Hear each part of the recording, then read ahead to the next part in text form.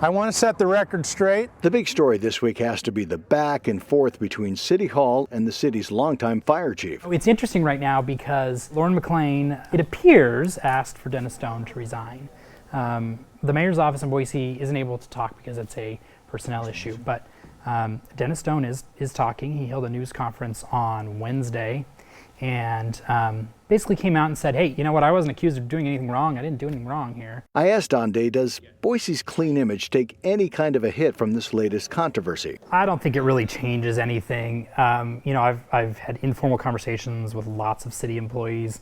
They seem pretty happy, and it doesn't seem like it's been a major change there. So besides the noise coming from City Hall, Day says he's heard literally the noise coming from a new apartment and retail complex being built along the Front Street corridor. It was loud yesterday because there was clanging, and if you've ever heard pile driving before, you hear that clang, clang, clang. Nonstop. Yeah, and so it went on all throughout the day yesterday. It's now over.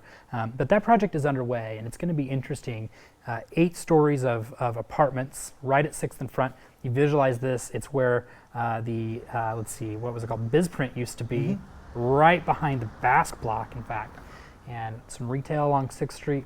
Right across the street, they're building a brand new hotel, and that should be done this year. It's not new apartments, but proposed condominiums along the Boise River near Catherine Albertson Park that has the attention of members of the Albertson family. It gets a little complicated. You'll have to kind of read the story up on BoiseDev.com, but they're concerned about a number of things, including access to the park and other things. There was a lot of talk about the view in the planning and zoning hearing.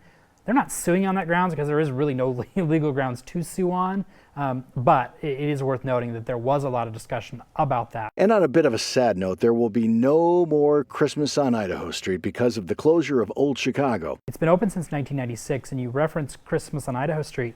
They, each year at Christmas, a number of staff members and volunteers would come together and feed those in need in the community. And this last Christmas, they served 800 meals. Old Chicago at the mall is still open. Don Day says there's so much more coming up in the next couple of months, and we'll have to wait till May to get those details. Don Nelson, 6 on your side.